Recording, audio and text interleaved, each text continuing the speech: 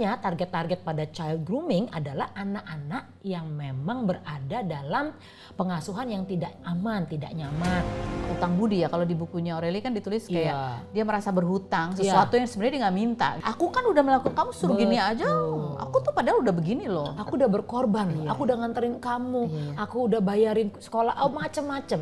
Ketika seseorang wajahnya diludahi gitu, itu estimnya hilang.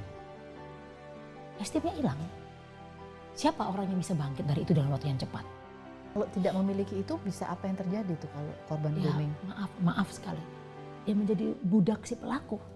Jadi nggak bisa keluar dari siklus itu. Iya.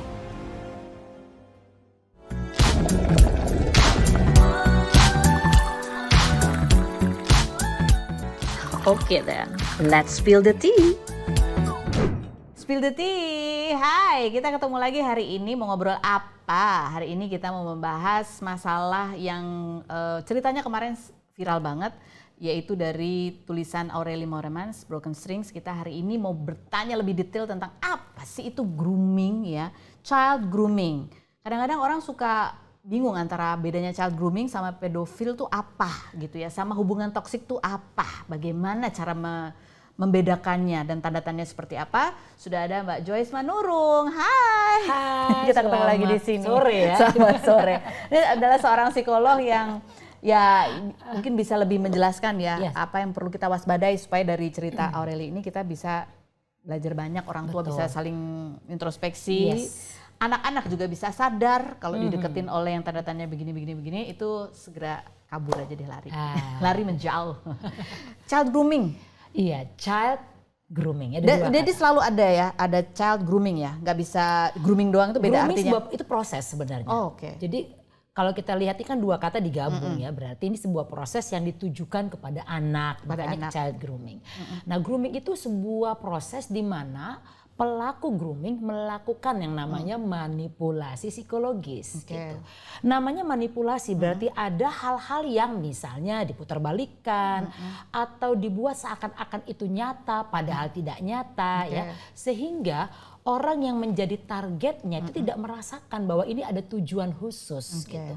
Nah, karena sifatnya manipulasi psikologis, maka ujung-ujungnya kan akan membentuk sebuah rasa percaya kepada orang tua anak dan si anak itu sendiri. Karena saat dia manipulasi, dia itu melakukan apa misalnya? Bantuan, perhatian, kemudian misalnya ngasih-ngasih hadiah yang dianggap orang tua sama anak. Ini hal yang bagus nih, ini ada orang baik. Betul, ketemu orang yang punya kasih, perhatian.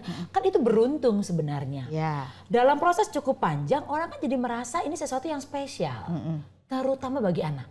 Terutama bagi anak. Kalau orang merasa spesial, pengen dong dipertahankan situasi ini, nggak mau dilepas.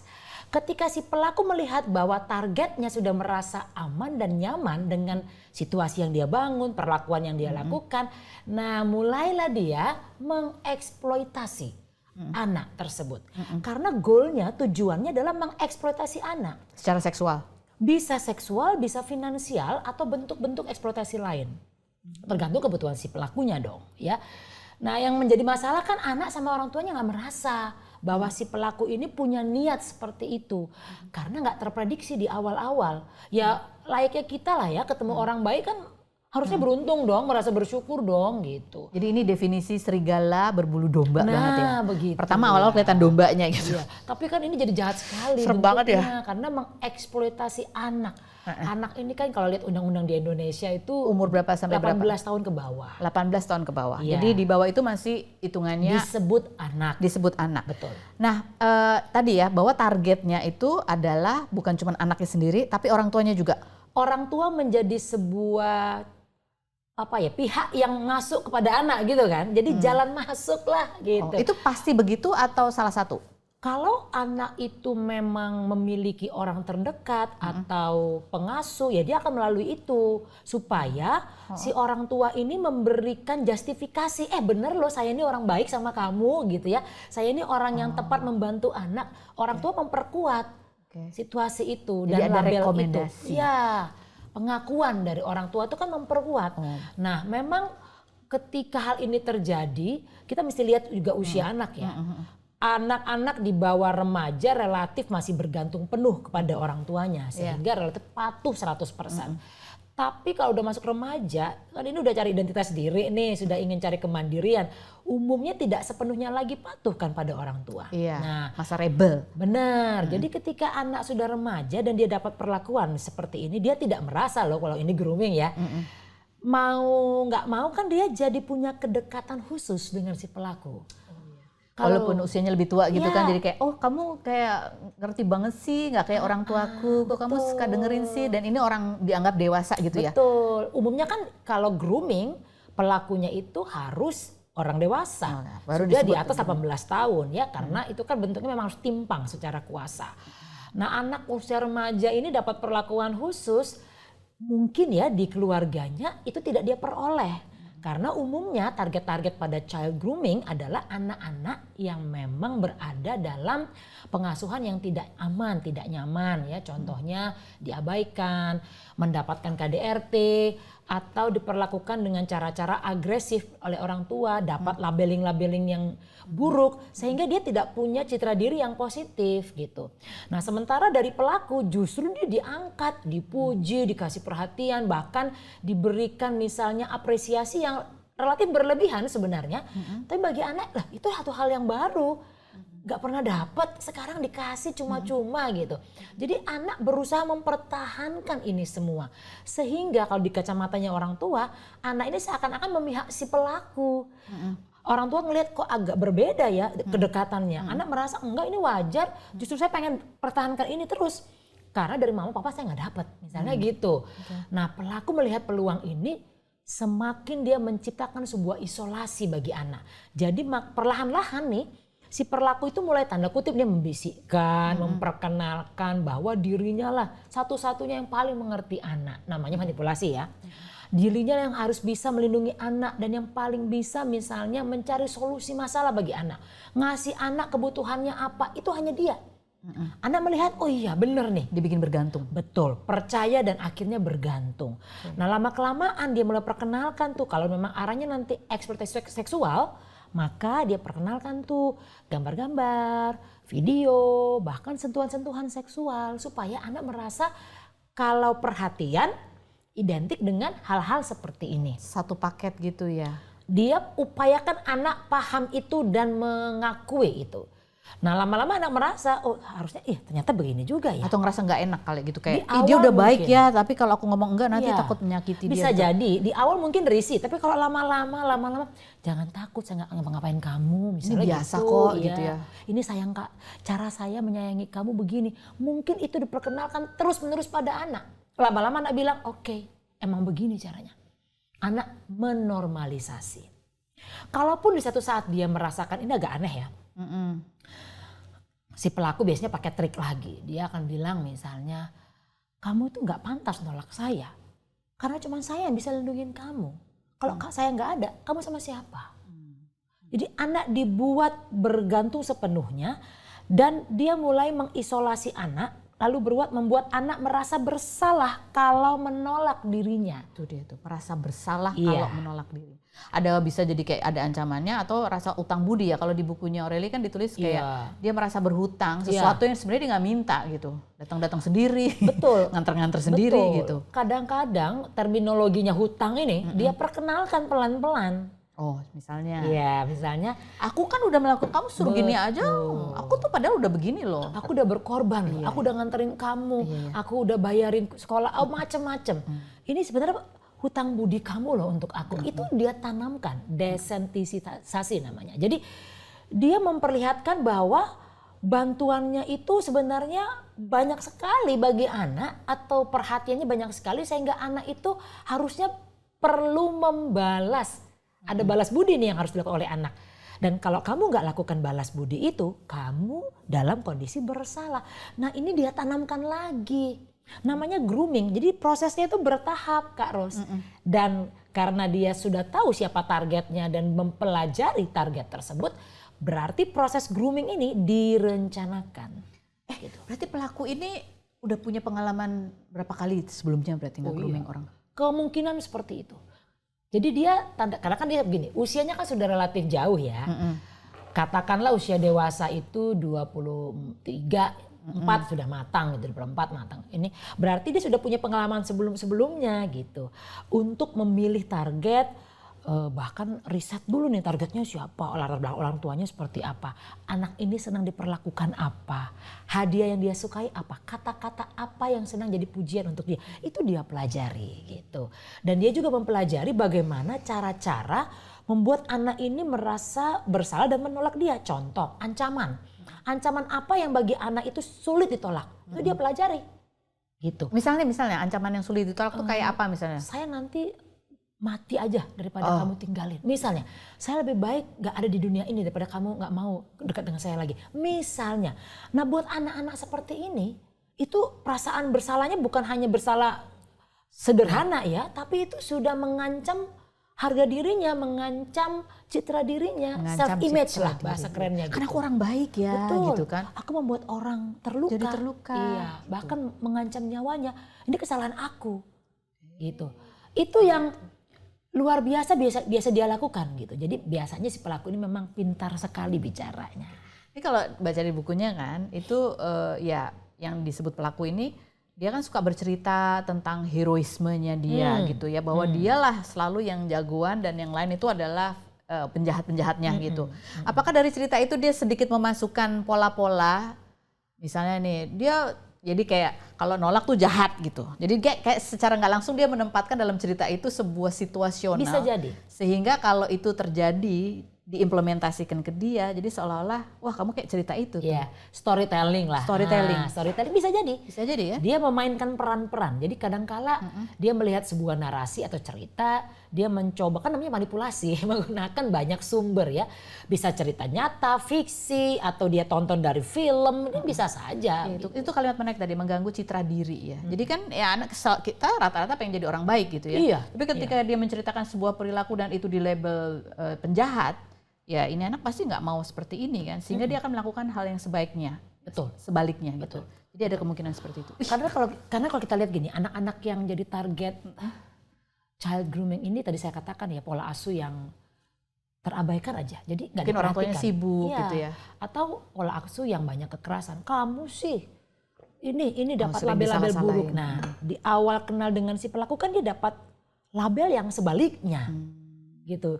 Ini dunia yang berbeda gitu. Jadi kalau ketika dia menolak, si pelaku kembali lagi memberikan label buruk itu pada dia, ini sama aja situasinya dengan dia berada di antara orang tuanya gitu misalnya. Jadi lebih baik saya menuruti sehingga label tadi tetap membuat saya punya citra diri yang positif. Paling tidak di mata dia, pelaku, dan di mata saya sendiri. Gitu. Jadi urusannya bukan cinta ya.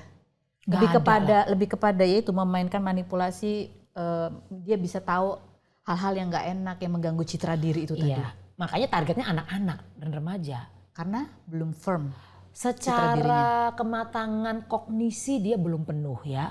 Otaknya belum berkembang dengan optimal sehingga kita boleh tahu referensinya terbatas, pengalaman hidupnya nggak banyak, dia belum tahu banyak cara-cara menyelesaikan masalah, mungkin relasi yang dia kenal juga tidak banyak sehingga bisa dipastikan yang anak-anak remaja tahu ini yang ya sebatas itu gitu dan cara mengolah masalahnya pun belum sepenuhnya analitis, logikanya juga kadang-kadang masih belum berkembang, jadi bisa dibayangkan. Dengan kondisi-kondisi seperti itu ketika anak-anak mengalami hal ini dia mencerna sederhana gitu. Nah kesederhanaan inilah yang dimanfaatkan oleh si pelaku menjadi senjatanya. Peluang banget nih. Gitu. Child grooming. Jadi ini apakah sudah bisa dipastikan kalau ada orang yang lebih dewasa secara usia mendekati perempuan atau laki-laki yang usianya tadi masih tergolong anak-anak 18 tahun ke bawah, itu pasti grooming? Iya belum tentu. Kasihan nanti ya. Belum tentu ya. Belum tentu ya. Konteks grooming ini ujungnya harus ada pada eksploitasi. Kalau dinikahin? Ya enggak. Karena ini loh ngomong. Dinikahan dalam artian pernikahan yang wajar, yang wajar ya, bukan dibawa kabur terus dinikahin. Nah, itu kan jadi diam-diam gitu. Itu eksploitasi lagi. Ya. Karena nggak dengan cara yang benar. Yes. Soalnya kan kalau kita ngomong ya orang-orang zaman dulu lah gitu, itu kan banyak sekali yang menikah memang di usianya tuh belasan gitu. Nah kalau dibawa ke konteks zaman sekarang, itu jadi kayak wah di grooming nih gitu? Nggak pasti ya? Tidak pasti kita ya? juga nggak boleh mengabaikan budaya. Kita nggak boleh sebut nama daerahnya ya. Tapi kita tahu ada beberapa daerah Indonesia aja. Memang anak-anak remaja umur 12-13 itu memang tanda kutip dipaksa untuk menikah. Karena bagian dari tata cara. Oke, itu bukan grooming namanya tapi ya? Kalau itu disepakati dan memang tujuannya untuk membangun kehidupan, rumah tangga, memiliki anak, menjalani kehidupan selanjutnya, nggak masuk dalam grooming. Tapi ketika memang hal ini ditujukan tadi, anak misalnya maaf ya dijadikan pelaku atau mendapatkan uang secara tidak wajar gitu oleh pelaku. Jadi ada gitu kata ya. eksploitasi. Iya, itu yang penting itu kata-kata Jadi itu. bukan cuma seksual eksploitasi, tetapi juga ada Finansial, finansial bisa juga juga. ada Atau bentuk kekerasan. sosial juga bisa juga ya. Bentuk sosial, Bisa juga misalnya dia dipertontonkan sebagai trofi. ya mungkin untuk kepentingan-kepentingan bisnis dan sebagainya atau untuk menjaring jejaring itu banyak sekali Kak Ros. Serem banget ya. Iya. Jadi Miris sebenarnya. ya, tapi ya dari buku yang ditulis Aureli itu memoirnya itu menarik adalah betul-betul ketika baca itu bisa dapat banget sudut pandang korban, apa yang dia rasakan gitu kan, kebingungannya. Itu kan sebenarnya dari insting tuh kayak dia tahu nih kayaknya wah kejeblos nih gitu, kayak ibaratnya kayak udah ngomong iya terus aduh salah nih gitu. Iya. Kayak iya kan waktu pertama kali dia Iya. jadian tuh dia ngomong iyanya aja tuh kayak kepaksa, tapi dia kayak ngerasa harus ngomong iya. Udahannya dia tahu sebenarnya aduh nih kayaknya harus Iya. mundur nih, tapi nggak bisa mundur. Nah ini tadi terkait dengan remaja. Itu kan kejadiannya waktu dia umur 15 ya. Iya. Jadi kurang lebih umur-umur segitu. Kalau dalam perkembangan otak remaja itu punya 3 tahap itu. Mungkin tiga tahap lah kita sebut ya. Kalau tahap awal tuh safety lah. Dia aman aja melihat situasi. Ini ada orang baik gitu ya. Perhatian. Nah otaknya mengajarkan untuk tenang, nyaman, dan tidak bereaksi yang aneh-aneh misalnya gitu. Nggak ada rasa takut lah, gitu orang ya. baik gitu. Betul. Masuk ke dalam moderate stress namanya. Dia mulai melihat nih kok ngomongnya mulai nggak enak. Mulai misalnya nadanya tinggi, nah mulai gitu dulu tuh. Kok aneh sih gitu ya. Atau banyak larangan gitu. Atau ada ancaman nih, udah moderate Iya, stressnya. stres Nah moderate. di sini mulai ada kecemasan. Iya. Ketakutan mulai muncul. Kenapa? Nah itulah momen dimana dia mulai menyadari. Oh kenapa ini? Namun ketika ini tidak diselesaikan, artinya dia tidak keluar dari moderate stressnya, itu bisa bereskalasi pada kondisi exhausted. Oh, Jadi stresnya itu tinggi banget. dalam level exhausted itu apa ya bahasa Indonesianya itu ya? Puncak ya, Heeh. letih, lelah Secara mental secara mental. sampai akhirnya. Akhirnya orang bisa tanda kutip lumpuh. Lumpuh secara Jadi kayak ngikut emosi. aja deh gitu. Betul. Nggak bisa Dia nggak bisa mikir, nggak tahu strategi apa yang harus dilakukan. Bahkan mau ngomong ini ke siapa, dia lumpuh, numb istilahnya. Oh berarti stres tinggi itu ya. Exhausted stress. Jadi, Exhausted. nah itu bisa dialami anak remaja. Anak remaja. Anak remaja bisa dialami. Jadi saya berpikirnya dia mengalami itu Ya. di akhir momennya ya. Tapi itu kan kayak kalau kita klimaks itu ada anti klimaks. Nah orang ketika mengalami kondisi puncak stresnya digempur terus menerus dengan stres, lama-lama kan dia belajar, Adaptasi. dia terbiasa sehingga tidak disadari dia membentuk sebuah mekanisme pertahanan diri dalam bentuk misalnya mulai muncul tuh rasionalnya. Ini ada yang salah nih, gue nggak bisa nih gitu ya. Akhirnya inilah membantu dia untuk berpikir saya harus lari dari situ. Kalau saya melihat nih saya pribadi, Aurel ini relatif memiliki mentalitas yang relatif kuat ya. Kalau saya lihat ya. Belajar dari pengalaman seperti itu, sekarang dia bisa seperti sekarang dan di proses ini, di tengah-tengah ini dia bisa tampil tanpa terlihat ada unsur depresinya, kecemasan akutnya itu nggak dimunculkan atau memang tidak termunculkan. Nah, saya berpikir memang dia memiliki daya tahan, resiliensinya relatif tinggi. Sehingga ketika dia mengalami tadi puncak stresnya, perlahan-lahan dia bisa melepas itu gitu ya. Itu memang kekuatan pribadi yang tidak dimiliki semua orang. Pastinya. Kalau tidak memiliki itu bisa apa yang terjadi tuh kalau korban Ya, grooming? maaf sekali. Dia menjadi budak si pelaku. Jadi nggak bisa keluar dari Nggak bisa keluar. siklus itu. Iya. Seterusnya akan ada di bawah eksploitasi si pelaku. Oh, serem ya. Ya karena ini nggak hanya mental yang diserang. Emosi diserang. kemudian finansial diserang. Sosial diserang. Kedekatan dengan keluarga, kedekatan dengan orang-orang terdekat itu diputuskan bahkan ya. Dan tadi saya bilang paling penting adalah self esteem itu kan modal dasar orang hidup. Dia bisa ngomong sama orang, dia bisa berpikir, dia bisa membuat strategi itu dari self esteemnya. Kalau itu sudah runtuh, gak bisa apa-apa. Tadi tuh di puncak itu stresnya. Puncak jadi kayak gak bisa ngapa-ngapain gitu ya, gak tahu mau ngapa-ngapain gitu. Ya saya membayangkan ya, ini ketika seseorang wajahnya diludahi gitu, itu esteemnya hilang. Esteemnya hilang. Siapa orang yang bisa bangkit dari itu dalam waktu yang cepat, gitu ya? Tapi secantik apapun, nggak ada kata lagi yang bisa menggambarkan itu penghinaan yang luar biasa. Bahkan bisa melebihi kata-kata ya. Nah ini dia bisa ceritakan kembali ke publik, itu kan membutuhkan resiliensi, membutuhkan daya tahan mental yang luar biasa. Dia bisa tulis kembali, karena kalau saya lihat memang dengan menulis saya yakin dia melepaskan juga tekanan-tekanan emosinya itu. Dan puji Tuhan alhamdulillah dia memilih jalan menulis. Iya, jadi pada saat itu kan gitu, dipermalukan ya, gitu betul, ya. Dipermalukan, setuju. Dipermalukan, tapi dalam kondisi dia tidak berdaya, ada ketakutan di situ, mau keluar bingung gimana gitu kan. Itu kalau nggak punya kekuatan mental, ya kita aja membayangkannya nggak tahu mesti bagaimana. Iya, kita banyak aja gitu. Yang baca aja juga perasaannya juga kadang nggak kuat tuh baca sampai habis. Betul. Apalagi yang mengalami. Dan itu. Nah ini ada beberapa. Kita minum dulu. Iya, minum dulu dia saking gitu ya dengernya. Ini kebawa emosi jadinya. Nah ada berapa tahap lagi gitu? Karena kalau kita baca ceritanya itu kan ada fase atau tahap di mana ketika orang tua atau orang terdekat itu mulai reach out gitu ya, dia justru membela si pelaku gitu, malah justru ya ikutan menjauh gitu. Ya. Terlihatnya secara sukarela ya gitu. Betul. Apa yang terjadi itu tahap apa tuh? Kadang-kala gini, kita perlu pastikan juga cara dari orang tua ini tanda kutip tadi reach out-nya dalam bentuk seperti apa. Misalnya tiba-tiba melarang untuk berhenti berhubungan, misalnya gitu ya. Melarang untuk untuk berhubungan ya, stop gitu ya. Nggak boleh ada koneksi lagi.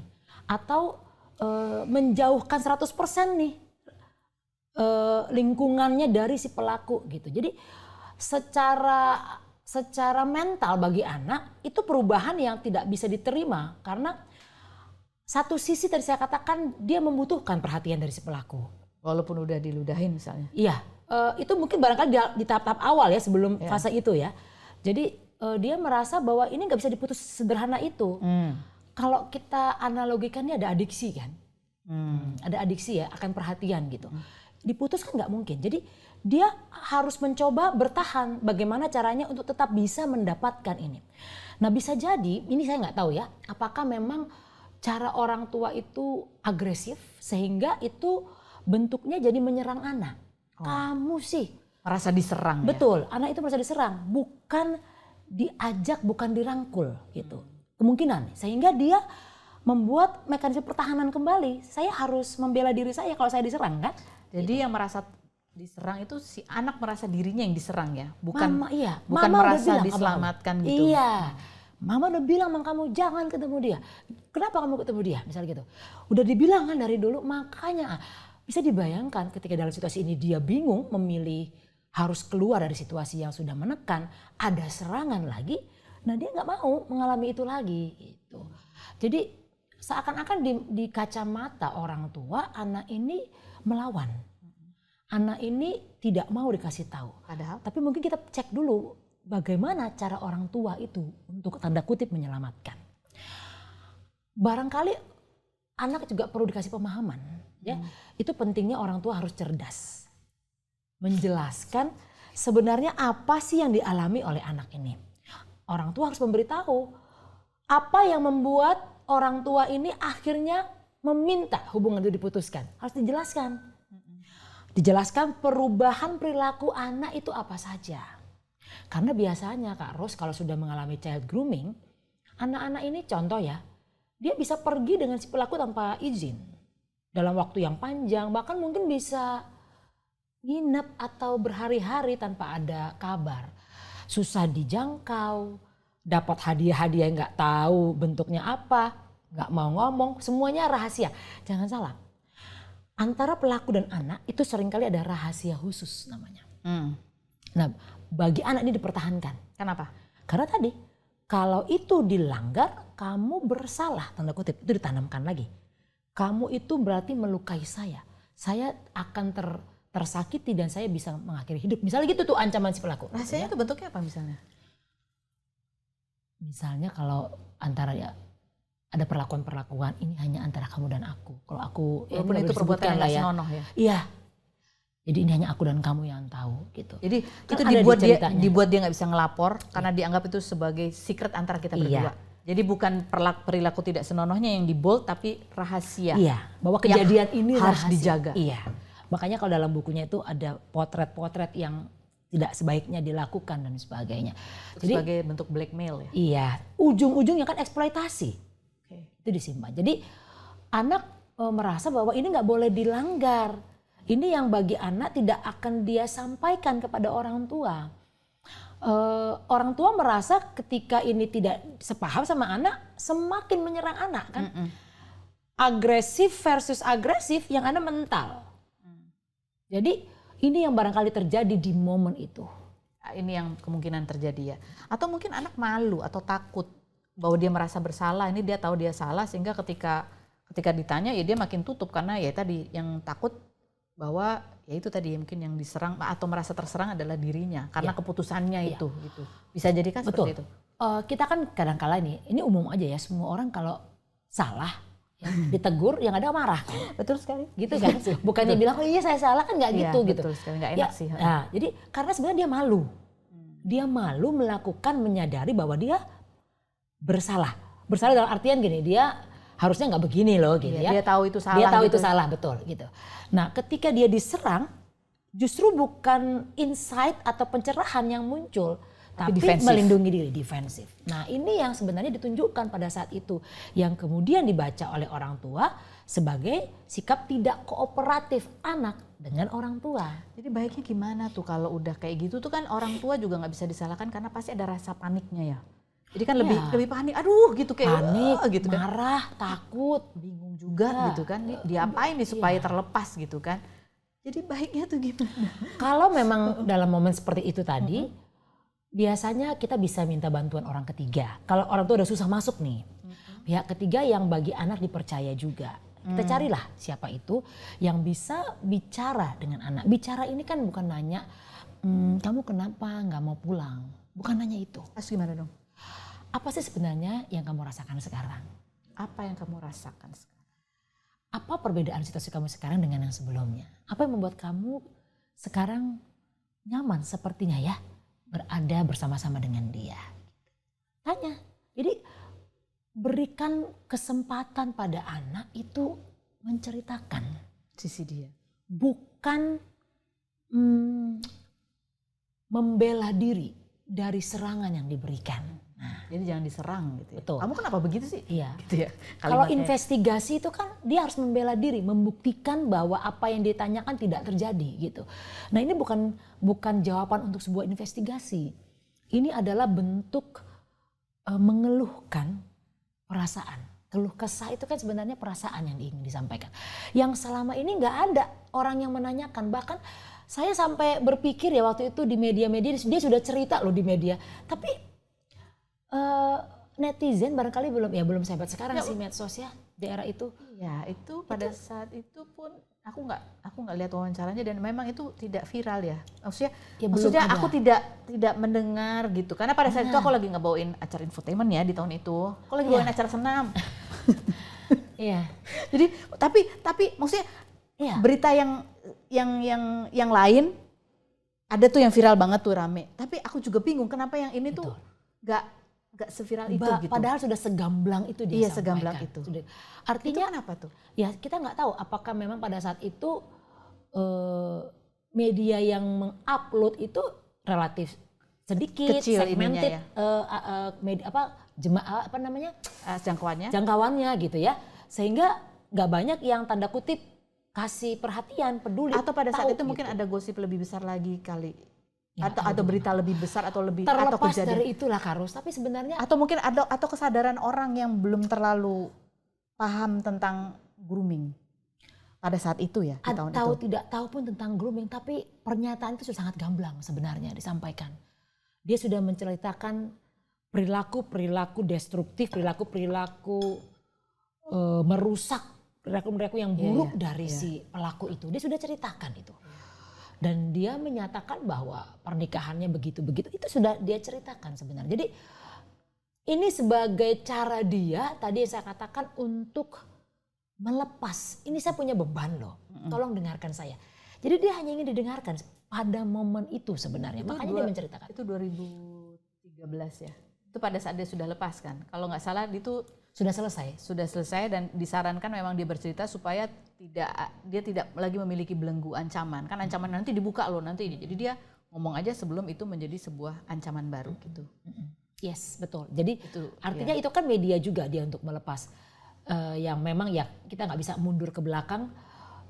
Yang kita berharap kalau kejadian ini ada seperti itu lagi, sebenarnya signal-signal itu sudah dimunculkan gitu. Tidak hanya verbal, tapi kan kita bisa melihat tadi perubahan perilaku, perubahan kebiasaan itu munculnya beda loh gitu ya. Ya. Jadi ini tadi sempat ngobrol juga sempat menarik gitu bahwa ini apakah kalau supaya kita bisa menghindari itu apakah kita harus berhati-hati setiap kali ada lawan jenis yang lebih tua yang menunjukkan kebaikan kepada kita gitu. Apakah iya serta merta harus begitu, harus kita mencurigai setiap kebaikan atau gimana? Kebaikan itu kan hal yang diinginkan. Kebaikan adalah hal yang justru diajarkan. Jadi bukan kebaikannya yang perlu diwaspadai. Tapi kita lihat apakah dalam proses memberikan, memperlihatkan kebaikan itu ada perubahan perilaku pada orang yang diberikan kebaikan. Pada si anak ini, dalam hal ini si anak. Kalau kebaikan itu, ini kan kebaikan tuh dimaknai ya, makna sebenarnya. Kalau yang kita anggap perhatian itu sebagai sebuah kebaikan, hadiah sebagai sebuah kebaikan, pertolongan sebagai sebuah kebaikan, dampak pada anak apa? Kalau anak itu akhirnya tumbuh menjadi anak yang sehat, fisik, mental, emosi, pikirannya, ya berarti itulah yang sebenarnya yang harus diberikan. Tapi kalau anak justru menjadi misalnya tadi berseberangan dengan orang punya tua, rahasia, iya, menutup diri, menarik diri, depresi, berarti ini bukan kebaikan, justru ini keburukan. Tapi perlu nggak sih kita curiga tuh kalau misalnya ada lawan jenis yang lebih tua gitu ya, yang tiba-tiba suka nganterin tuh kayak buat orang tua ya, perlu nggak sih kayak mendingan kan tadi masalahnya kan yang dimanipulasi anak dan orang tua. Iya. Kita dampingin kalau kita juga termanipulasi kan repot ya. Kan saya bilang orang tua harus cerdas. Cerdas itu bukan hanya kita bilang strata 3 pendidikannya, bukan itu. Iya. Belajar itu bisa dari mana saja. Nah orang tua pasti belajar, parenting itu belajar loh. Betul sekali. Gitu ya. Mengenal lingkungan ini belajar loh seumur hidup itu. Jadi saya pastikan memang orang tuanya yang kurang belajar. Jadi ini kan kadang-kadang kan itu kan soal itu tadi ya, berhutang itu tanda kutip ya. Ini kan suka terjadi atau sering terjadi juga dalam banyak kasus pelecehan seksual atau apapun itu ya, ada ketimpangan relasi kuasa. Iya. Sehingga seolah-olah nggak bisa nolak karena ngerasa bahwa dia itu udah memberikan banyak atau ada ketakutan akan mendapatkan sanksi dari ketimpangan kuasa itu gitu kan. Misalnya contoh sederhana lah ini, kalau yang orang gede aja nih, nggak usah anak-anak gitu ya. Kalau ada yang ngasih barang gitu kan, kadang-kadang ada beberapa bintang tamu perempuan yang saya wawancara, saya bilang, aku kalau dikasih barang aku nggak mau. Kenapa? Takut nanti dia minta yang lain-lain, merasa udah ngasih barang terus dia minta ini minta itu gitu. Itu kan kayak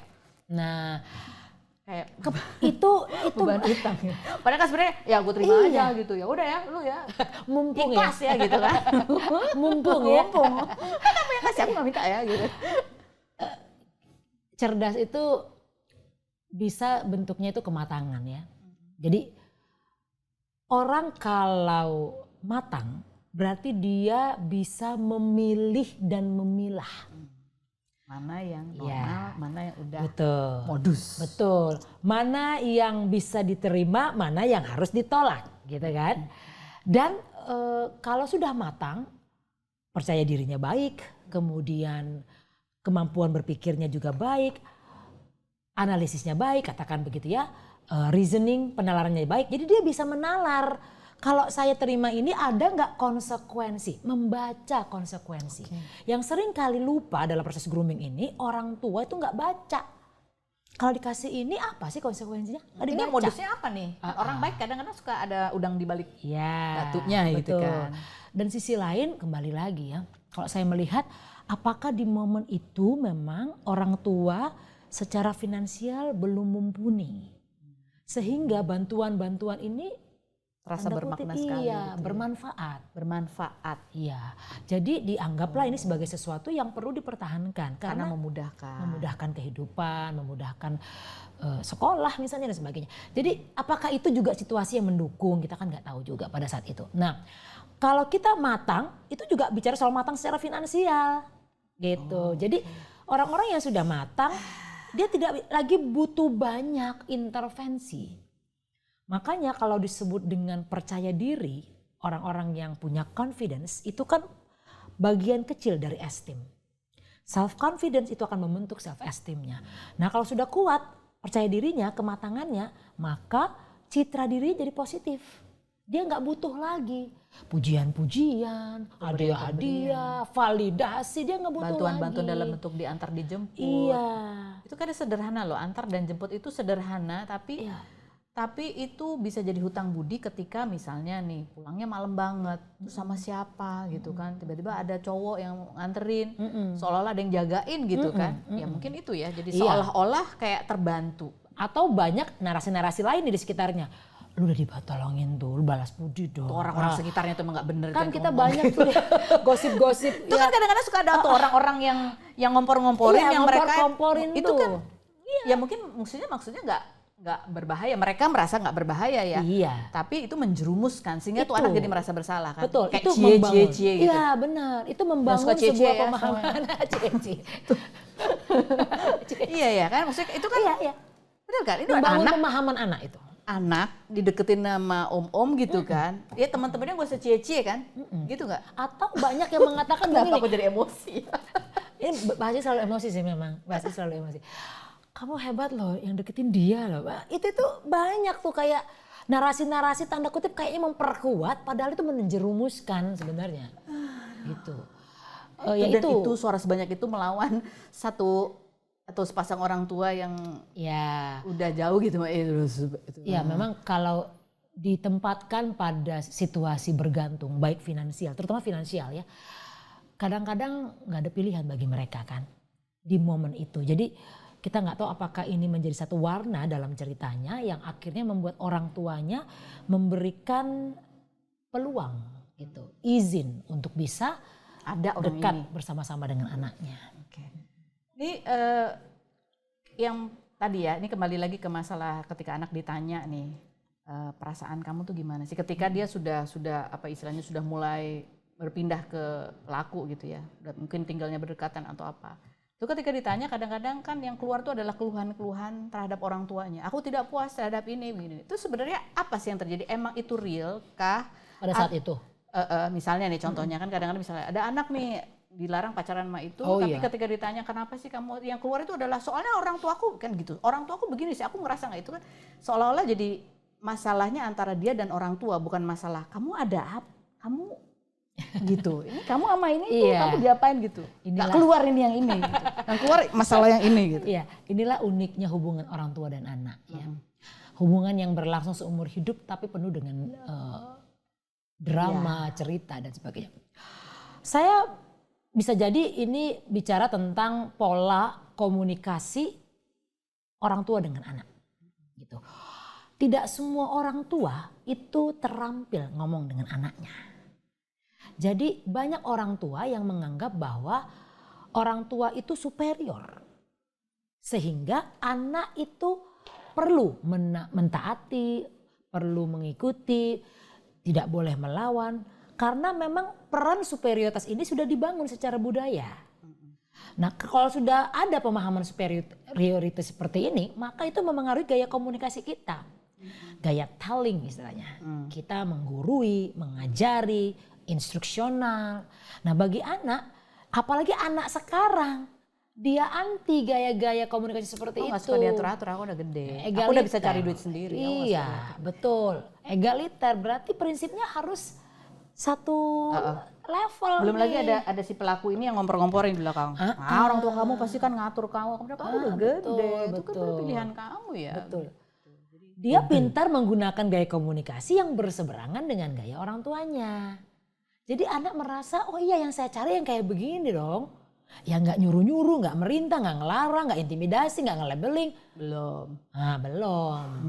Prosesnya belum sampai situ. Ini kan masih awal. Ya, namanya juga ini pelaku itu kan jago manipulasi. Ya. Manipulator namanya juga. Jadi kembali lagi kita sebagai orang tua itu harus melatih diri untuk bagaimana caranya bisa berkomunikasi yang cocok dengan anak gitu ya. Iya. Yang cocok. Anak 3 beda loh. Beda soal caranya masing-masing.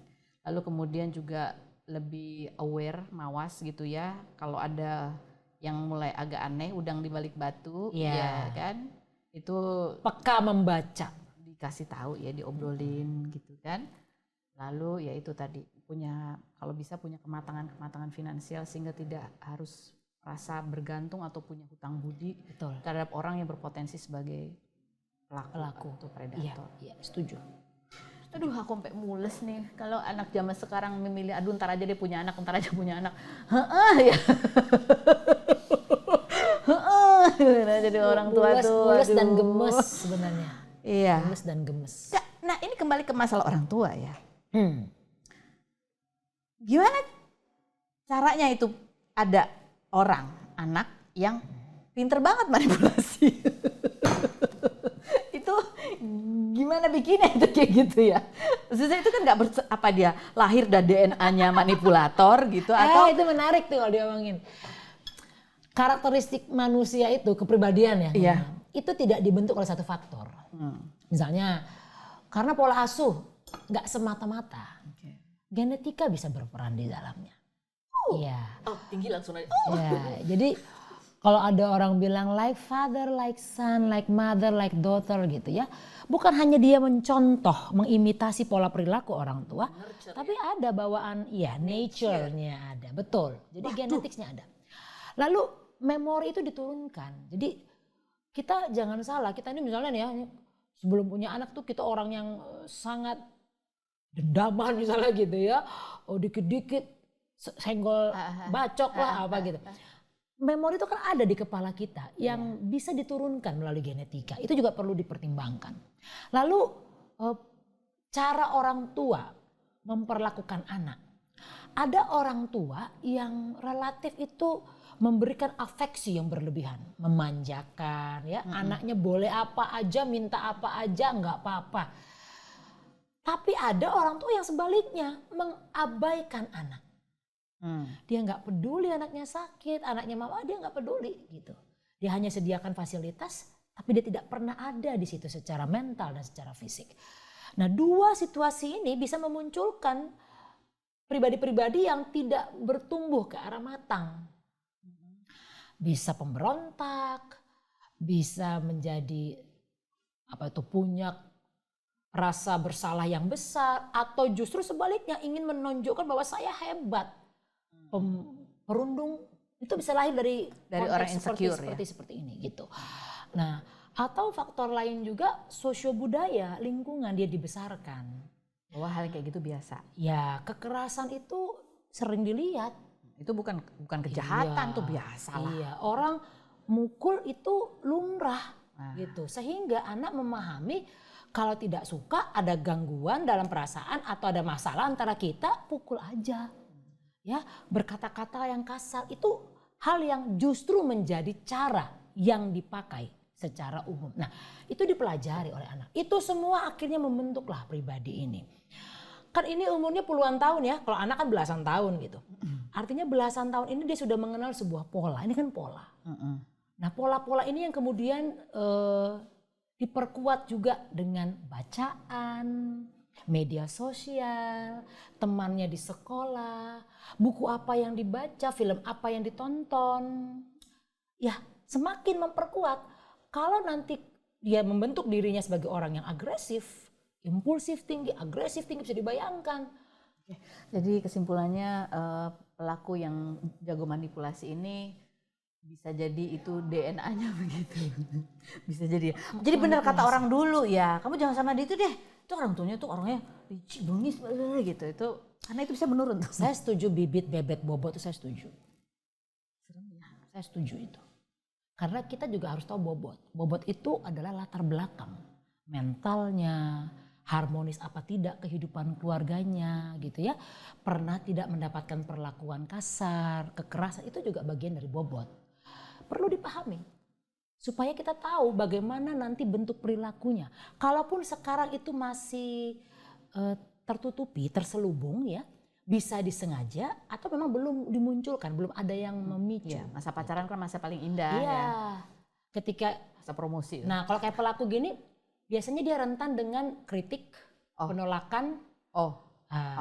Itu tanda-tanda ya. Orang-orang yang mulai red flag itu adalah kalau dikritik dia mulai tuh menyerang kembali orang yang mengkritik ya. Kalau ditolak Ditolak, penolakan, marah banget tuh dia. betul. Nah itu 2 poin ini paling besar nih biasanya. Kalau ini dimunculkan dalam bentuk-bentuk yang sifatnya agresif, dia menyerang kembali baik verbal maupun fisik. Nah ini tanda-tanda.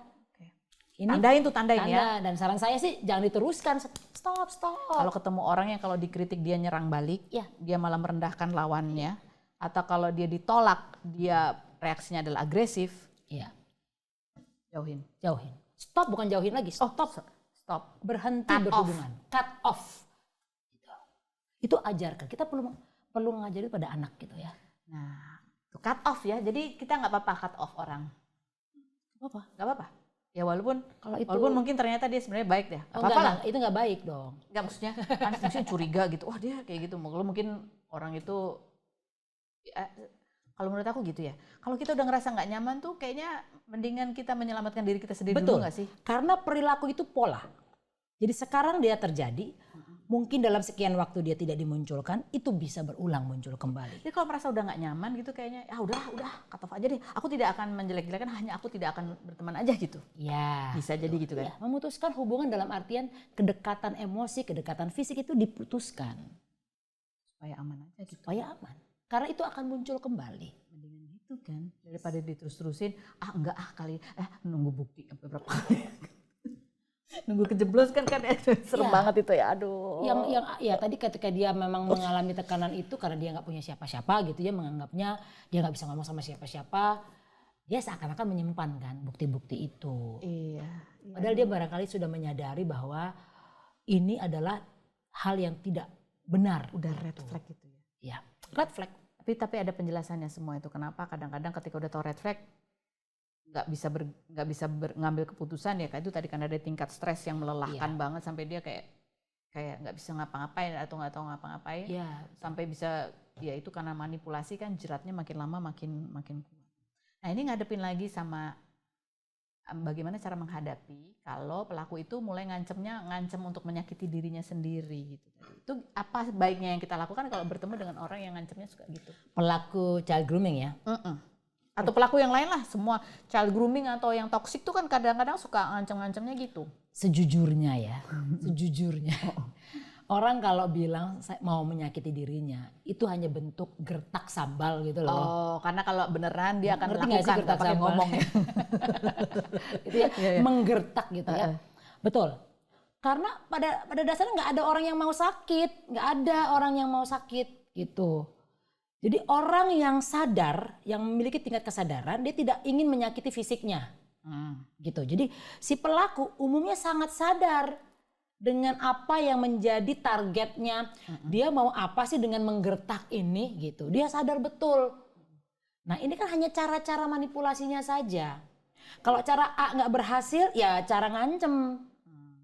Atau dikasih reward atau dikasih punishment, ditakut-takutin atau mana cara yang berhasil itu aja dipakai semua cara. Jadi jangan percaya ya kalau ada orang yang ngancem, kalau kamu nggak gini aku lebih baik ini aja deh gitu. Apa tuh kalau wih gitu ya. Udah jangan percaya. Selamatkan diri dulu itu ya. Kadang-kadang kita perlu mengajarkan bahwa memilih diri sendiri, berlaku sedikit egois sudah nggak apa-apa. Betul. Ya egois dalam tanda kutip ya, kan itu sebenarnya kan sering dilabel bahwa Justru boleh. sering dilabel kan, kamu egois deh, kamu cuma mikirin deh. Itu kan dilabel jadi buruk gitu. Padahal kadang-kadang kalau kita menjadi egois itu penting, kadang-kadang penting. Egois itu punya kutub kan, altruisme ya. Kan tidak ada orang yang 100% egois, 100% altruis kan tidak pernah ada. 100% ini buruk, altruis juga 100% Pasti buruk bagus. gitu. Jadi sebenarnya orang itu berproses, dia punya spektrum, dia punya varian gitu. Kadang perlu egois, Iya, dia kadang mau perlu ke kutub altruis. arah egois. Egois itu artinya gini, mementingkan ego. Ego itu saya pribadi. Jadi ego itu harus diutamakan. Kayak kita naik pesawat, ada bahaya. Menyelamatkan kita diri harus sendiri diri dulu yang diselamatin, betul. Itu ego yang diutamakan. Tapi mungkin ada sosok lain yang perlu diselamatkan terlebih dahulu setelah ego ini selamat. Jadi ketika dia sudah melalui merasa safety, dia baru bisa mungkin ngasih tahu orang-orang, kamu jangan mau ya digituin orang, kan gitu dulu. Jadi boleh melakukan hal itu. Dan yang paling penting nih, saya selalu bilang orang tua perlu mengajarkan anak untuk mencintai fisik dan dirinya. Gitu. Jadi ajarkan sejak dini anak itu bahwa diri kamu berharga. Tidak semua orang boleh menyentuh fisik kamu. Tidak semua orang boleh melukai fisik kamu. Harus diajarkan. Dan yang berikutnya, ajarkan anak untuk membela dirinya. Kalau ada orang-orang yang berusaha mengancam fisik dan mentalnya. Mulai dari kata-kata, pilih tuh kata-kata asertif yang mau diajarkan. Bahasa tubuhnya. Makanya kita perlu tuh belajar tuh tegak, berdiri, itu ada gunanya, nggak hanya soal terlihat indah gitu ya secara visual gitu. Fisik yang begini tuh meningkatkan rasa percaya diri juga. Betul. Ya. Inline tuh. Betul. Kemudian ajarkan anak untuk bisa berpikir, jadi menenangkan diri. Ini ada orang yang nggak benar perilakunya, oke. Strategi apa yang saya mau lakukan? Ajarkan anak tuh pelan-pelan. Kamu harus ini, berikutnya kamu ini dan misalnya begitu diajarkan. Jadi anak itu tahu bahwa kalau ada hal-hal yang mengancam, ini kan ancaman nih. Orang begini, oh saya mesti A, saya mesti B. Ya orang tua. Ini kembali lagi pertanyaan. Child grooming. Groom itu kan ada prosesnya ya. Namanya makanya groom. Bedanya sama pedofil apa? Apakah pedofil itu pasti ada groomingnya atau enggak? Pedofil itu bagian dari parafilia ya. Adalah sebuah saya sebut saja lah penyimpangan perilaku seksual gitu ya sederhananya. Di mana seseorang itu memiliki fantasi, keinginan, tindakan seksual secara berlebihan, intens kepada anak. Nah pastinya kalau kepada anak pelakunya pasti bukan anak kan, yaitu dewasa. Jadi pedofil adalah sebutan untuk orang yang melakukan tadi, bisa fantasi saja, bisa hanya keinginan atau bisa tindakan seksual kepada anak. Dan ada kata berlebihan dan intensif. Jadi ini bisa jadi melewati fase grooming ya, dia bisa maksa. Belum tentu dia melakukan melalui grooming. Jadi belum tentu melalui grooming. Namun pelaku child grooming kalau sampai pada fase seperti itu, dia bisa digolongkan dalam pedofil. Sebutan untuk dia bisa disebut sebagai pedofil. Ditermasuk ya. Nah ini mengenai perilaku manipulasi. Ini kalau ke anak kan sebutannya ada tuh child grooming. Tapi kan perilaku-perilaku manipulasi untuk eksploitasi itu ada juga yang dilakukan tidak kepada korbannya, itu bukan anak di bawah umur gitu. Korbannya kadang-kadang ya dewasa juga bisa kena jerat itu. Kita kadang-kadang mungkin menyebutnya sebagai itu hubungan yang toksik, orang yang toksik. Ya. Itu bisa juga sama ya. Tapi bentuknya nggak grooming ya. Karena gini, kalau antara orang dewasa, kadangkala itu bisa disertai dengan perasaan cinta lah bahasanya, sayang dan sebagainya, atau kebutuhan seksual.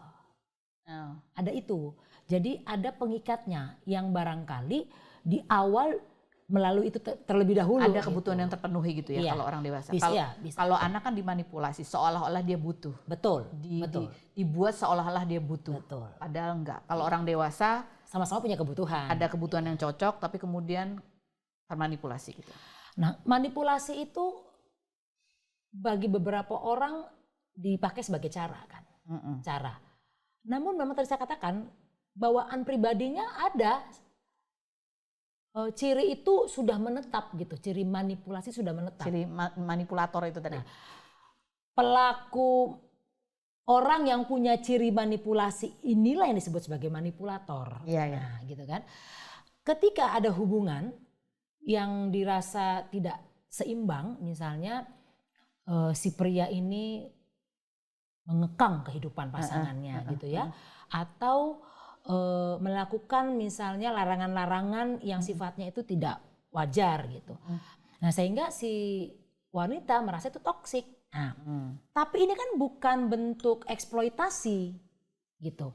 Hanya bentuk hubungan yang memunculkan tadi rasa tidak aman, kecemasan, ketakutan dan sebagainya gitu. Ya bahasa kita toksik lah. Kembali lagi, kalau terjadi seperti ini hubungan, kalau saya selalu bilang it takes two to tango. Kalau di dewasa ya? Ya, it takes two to tango. Artinya tidak mungkin hubungan toksik ini terus berlangsung hanya karena satu pihak. Berarti orang yang kita anggap tadi korban misalnya, atau pasangan yang mengalami toksik, tanda kutip itu sebenarnya memberikan kesempatan bagi pasangannya untuk tetap melakukan toksik itu kepada dia. Apa ini kalau bisa dari sisi orang yang mungkin berapa kali dapat pasangan toksik, apa sih trait apa gitu yang dia punya? Kan kadang-kadang nggak sadar ya. Iya. Dulu ada kasus namanya Stockholm Syndrome ya. Oke. Jadi itu di Diculik. Stockholm. Ya, diculik ya, bukan diculik. Mereka disandra ya. Kemudian diperlakukan tidak baik oleh penyandera dan berlalu ternyata penyandera ini mulai melunak dan kemudian bersikap manis, lembut kepada para sanderanya. Nah, para sandera itu merasa, kok ada perubahan sikap. Senang, dia suka diperlakukan begitu. Bare minimum ya. Nah, gitu. Jadi ini berkembang menjadi sebuah sindrom. Nah, si orang pasangan tadi nih yang ngalamin toksik ini mengalami hal itu. Dia misalnya dikasarin dengan verbal, dengan fisik. Besoknya atau segera, itu biasanya itu segera tuh minta maaf. Minta maaf, aku gak akan melakukan, aku hilaf, aku salah. Perlakuan minta maaf, kemudian menunjukkan perhatian yang lembut lagi. Ini bagi orang yang tadi mengalami toksik, oh ini kebahagiaan, dia berubah loh. Dia gak gitu ternyata. Ya itu latar belakang si korban ya, kita sebut saja itu korban ya yang mengalami toksik itu. Itu kenapa dia kurang apa? Apakah insecure juga? Betul. Dia punya juga kebutuhan yang tidak terpenuhi atau pastinya. Sebelumnya mungkin dia nggak pernah mendapatkan afeksi yang bisa jadi. Sehingga dia nggak bisa membedakan mana sebetulnya yang afeksi tulus, mana yang kekerasan. Bisa jadi. Jadi memang selalu kita katakan bahwa orang-orang yang ada dalam lingkungan toksik itu umumnya juga kadangkala ya punya latar belakang yang kurang harmonis gitu. Kalau dia nggak cepat-cepat lari gitu ya, nggak cepat-cepat cabut gitu, dia menikmati sebenarnya toksik itu karena merasa diperhatikan. Betul. Ketika dia baik itu dia dapat perubahan perilaku itu dianggap sebuah kebahagiaan. Intinya setiap manusia itu ingin bahagia. Ketika seseorang mendapat hal yang tidak bahagia, dia pengen cari ini apa yang bikin saya bahagia tiba-tiba. Dan itu harus dipertahankan. Dia manis sama saya. Kata-katanya lembut. Ternyata dia nggak sekasar tadi. Nah ini harus dipertahankan nih, Kak, harus dipertahankan. Oh, nggak akan terjadi lagi. Terjadi lagi berikutnya. Oh, nanti juga dia akan balik. Jadi ada adiksi. Nah, nanti akan balik ini menjadi sebuah pemahaman bagi tanda kutip nih korban toksik untuk dia berusaha mempertahankan situasi ini. Ini akan bisa berubah. Makanya kalau ada orang bilang saya ingin ubah dia, pemahamannya begitu. Jadi saya selalu mengatakan bahwa orang-orang yang mengalami ini sesungguhnya mereka pun bermasalah sebenarnya. Itu ibarat investasi bodong kali ya. Kan aku udah lama nih, ntar dia juga berubah. Nanti pelan-pelan aku akan bisa mengubah dia. Lama-lama udah 5 tahun ya, udah kelamaan.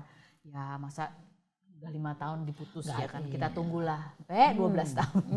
Tapi nggak berubah gitu ya, tetap toksik. Ya investasi bodong. Investasi. Oke, kita baca pertanyaan selanjutnya ya. Ini ada pertanyaan yang ini. Mungkin nggak sih bahwa grooming ya itu dilakukan oleh orang tua? Orang tuanya, maksud parents. Maksudnya, iya. Bisa. Konsep grooming tadi proses yang diupayakan oleh orang dewasa kepada anak. Siapapun orang dewasanya. Supaya menganggap sesuatu itu dia butuhkan, padahal enggak. Sesuatu itu benar, padahal belum tentu. Bahwa sesuatu itu baik buat dia, padahal enggak. Termasuk ketika misalnya ada orang tua yang kamu masih anak ini usia anak-anak terus dijodohkan dengan orang yang lebih tua. Ya kaya nih. Hidup kamu nanti akan bahagia, Iya, bla bla bla. menikah aja di usia sekarang padahal mungkin tuh anak. Padahal mungkin orang tua mendapatkan benefit dari upaya itu, eksploitasi kan itu sebenarnya. Jadi itu bisa terjadi Bisa juga. terjadi. Jadi yang dikhawatirkan atau kita itu perlu waspada nggak hanya orang-orang asing, tapi orang-orang terdekat. Aduh serem banget. Terdekat. Karena itu ada undang-undangnya perlindungan anak dan perempuan. Ya. Itu mengapa tadi bolak-balik saya katakan anak itu perlu dipersiapkan gitu. Karena bagaimanapun setiap pribadi ini kan pada akhirnya akan berjuang sendiri gitu ya. Jadi dari kecil anak sudah dipersiapkan, dia punya kemampuan berpikir, kemampuan merasa percaya diri, dan keberanian untuk mengambil sikap. Itu juga perlu diajarkan. Keberanian mengambil sikap. Ya. Jadi gimana cara ngajarinnya? Bahwa kita menghargai setiap keputusan yang diambil. Betul bahwa konsekuensi itu bukan sebuah kesalahan. Ya. Misalnya ada keputusan yang dia ambil ternyata itu Gak tepat. Umumnya orang tua menyalahkan kenapa kamu ngambil itu. Tapi ajaklah anak melihat bahwa itu sebuah konsekuensi. Setiap pilihan hidup pasti punya konsekuensi. Jadi lebih baik ya. Jalani konsekuensinya. Jadi dia berani mengambil. Suatu saat ada apapun itu, saya harus pisah dari seseorang, dia berani dengan konsekuensi yang sudah dia tahu. Gak apa-apa gitu ya. Apa-apa. Orang kan nggak tahu ya keputusan dia kadang bisa benar, kadang bisa enggak. Iya, dan kita juga nggak tahu situasi ke depan seperti apa gitu. Sehingga anak juga perlu, nah ini pentingnya juga empati ya Kak Ros. Kepekaan, empati itu bukan hanya bicara bantu orang, nangis saat orang sedih. Tapi peka atau jeli membaca situasi sekitar. Ini ada kejadian begini-begini. Terus ini apa maksudnya ya? Nah itu empati. Ada orang begini-gini ke saya nih, baik banget nih. Ini maksudnya apa ya sebenarnya? Itu kepekaan, empati. Nah itu perlu diajarkan. Karena empati hanya bisa muncul ketika dilatih. Empati bisa muncul ketika dilatih. Empati bukan sekedar masalah kepedulian, tetapi masalah tahu ketika ada situasi yang mencurigakan. Tajam membaca situasi. Membaca situasi, membaca emosi-emosi orang lain, gitu ya. Perlu membaca maksud-maksud orang di sekitarnya. Maksud orang lain, ini ekspresi tulus atau ada udang di balik rempeyeknya. Gitu. Oke dong. Nih pertanyaan berikutnya. Kenapa ya ada orang yang dulu dia disakitin, tapi kemudian dia menjadi pelaku yang menyakiti orang lain dengan kasus yang sama gitu. Pengalaman misalnya dia dulu pengaruh. dibully, terus kemudian akhirnya dia jadi pembuli. Dia pernah diselingkuhin, kemudian dia menyelingkuh, gitulah sebangsa itu. Itu kenapa? Motifnya bisa beragam. Ya motif itu kan landasan perilaku itu dimunculkan. Bisa beragam. Tapi umumnya ketika seseorang itu pernah mengalami hal yang gak enak, kemudian dia memproyeksikan gitu ya kepada pihak lain, itu tujuannya salah satunya untuk memindahkan rasa gak nyaman itu. Kalau saya ini tertekan, saya nggak kepengen ini lama-lama ada diri saya kasih Kak Ros aja sebagian gitu supaya saya nggak merasa tertekan. Dengan cara apa? Saya harus lebih dari dia, lebih dalam hal mental terutama ya. Nah untuk itu apa yang saya lakukan? Saya harus memperlihatkan saya lebih punya power dibandingkan Anda. Nah menyakiti itu kan belum tentu secara fisik, tapi kata-kata atau sindiran, ejekan, atau pengabaian. Nah itu dia upayakan. Dengan dia melakukan itu, dia merasa bahwa tekanan itu hilang. Karena dia tanda kutip memindahkan kepada orang asing. Jadi orang perilaku kayak gitu bisa jadi karena dia sendiri ada rasa nggak enak di situ yang ingin dia hilangkan. Tapi caranya yang dilakukan adalah dengan tadi melakukan hal yang salah satunya memindahkan itu tadi ya, memindahkan rasa nggak nyaman itu. Iya, salah satu ya, bisa dengan cara lain sebetulnya dia mengatasi rasa nggak enaknya. Betul. Gitu. Yang berikutnya nih, kalau orang mengunggah kesedihan berlarut-larut di sosial media, sebenarnya ada masalah nggak sih dengan orang itu gitu? Kalau karena sedih itu wajar ya, tapi kalau berlarut-larut gitu kayak kan kalau di zaman sekarang berlarut-larut ya. Di zaman sekarang di sosial media ini kan memang ada banyak orang yang memang kontennya tuh adalah cerita hidupnya gitu kan. Ada konten marah-marah, ada konten seneng-seneng, ada konten flexing, ada konten sedih-sedih juga ada gitu. Itu Ada satu ciri kepribadian yang memang haus dengan perhatian. Ada. Jadi perilakunya bukan kurang perhatian ya? Bukan, emang dia haus aja. Dia haus perhatian. Bagi dia dunia ini pusatnya harus dia gitu ya. Sehingga setiap orang itu harus menunjukkan atensi kepada dia. Kadangkala kan dia tidak punya satu situasi yang menarik untuk diberikan perhatian. Nah, apa yang bisa diunggah? Apa yang bisa diperlihatkan? Kesedihan. Karena mungkin kalau kemarahan orang merasa risih mendengarnya. Tapi kalau sedih itu memicu empati. Simpati misalnya. Simpati aja dulu. Jadi perhatian lah. Betul. Gitu ya. Minimal ada kata-kata penguat. Kamu yang kuat ya, kamu yang sabar ya, kamu nanti. Itu. Ya, makanya ada orang kalau makin sakit tuh dikasih tahu di media sosial, makin banyak yang dia makin happy. Bukan soal didatanginnya, tetapi dia mendapatkan, memenuhi tujuannya. Tujuan saya berhasil. Orang-orang itu peduli pada saya. Itu memang ada seperti itu. Tapi jangan salah Karus. Kadangkala itu juga bagian dari cari cuan. Kok aku ketawa? Iya sih emang kalau zaman sekarang. Iya, cari cuan. Iya kan? Drama hidup itu bisa dijual gitu. Siapa tahu bisa dijadikan film, buku atau apa. Iya. Ini sebuah, kita nggak menuduh atau siapa orang yang sharing kesedihannya sebagai cari cuan, tapi kalau udah ada kan itu sebenarnya ada ukurannya kan, bahwa ini hal yang wajar sama ini kayaknya udah ya memang tadi kayak attention seeker gitu kan. Gini, setiap orang mencari perhatian itu wajar. Itu kebutuhan. Ya, perhatian itu adalah sebuah kebutuhan. Namun kalau bentuknya itu eksesif, berlebihan. Nah, kemudian ditujukan pada semua orang di semua situasi, ini tidak menjadi wajar. Berarti ada latar belakangnya. Tadi saya bilang salah satu ciri kepribadian seperti itu tuh, kayak begitu tuh yang ganggu banget lah. Gitu.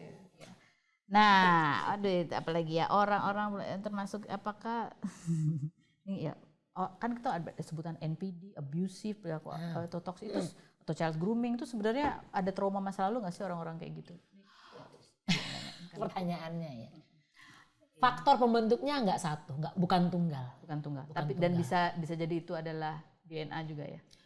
Genetik bisa jadi.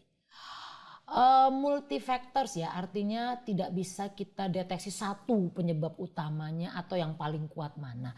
Dia berkombinasi dan saling mendukung hal itu. Macam-macam lah ya. Jadi ini kayaknya yang menarik buat aku yang untuk digarisbawahi untuk mengenali orang-orang yang patut untuk baiknya sih dihindarin adalah ketika dia orang-orang yang grooming dan toksik ini, dia kalau dikritik dia pasti akan membalas. Gak terima kritik, dia akan balas ngeritik gitu ya, mencari benar diri sendiri, menyerang ya.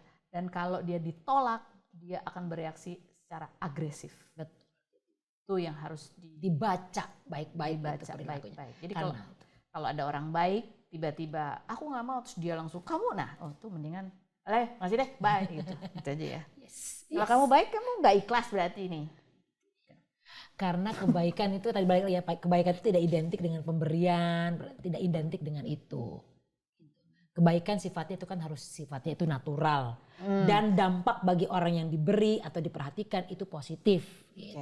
Kebaikan itu sifatnya haruslah natural. Kalau ada berharap imbal baiknya itu namanya keburukan, transaksional ya. Transaksional. Baik. Dagang loh ya. Mbak Joyce, terima kasih banyak. Sama-sama. Ini banyak sekali kita mendapatkan masukan ya. Dan ini semoga bermanfaat sekali untuk mengenali ya, supaya kita juga tidak juga sembarangan menuduh, kamu grooming, kamu ini. Iya. Jadi kita sebenarnya nggak cuman masalah umur yang berbeda aja, tetapi ada perilaku-perilaku di dalamnya, ada eksploitasi yang menunjukkan bahwa ini harus diwaspadai, ini harus segera lari dan menyelamatkan diri gitu ya. Itu yang penting kita garis bawahi, bagaimana cara kita mengenali, bagaimana cara kita menyiapkan anak-anak ini untuk bisa berpikir matang dan dewasa, mengambil keputusan, berani mengambil sikap, dan kita sebagai orang tua juga belajar bagaimana caranya berkomunikasi yang efektif terhadap anak-anak kita. Dan bagaimana kita bisa menyikapi apabila menghadapi situasi-situasi seperti itu dengan dialog ini mudah-mudahan ya bisa menjadi hal yang baik gitu ya. Kalau begini berarti baiknya kalau aku nggak sanggup cari aja ahlinya, cari aja orang ketiga yang bisa menengahi, jangan diserang karena itu dia malah makin defensif. Jadi lebih baik terus bangun komunikasi aja gitu ya. Betul, setuju. Supaya anak itu akhirnya kalaupun dia merasa dia sudah nggak kuat, dia tahu bahwa dia pasti punya tempat untuk pulang. Nah, itu dia. Itu pentingnya. Paling penting. Terima kasih buat Anda. Ini sampai habis tehnya nih. Habis. Spill the tea.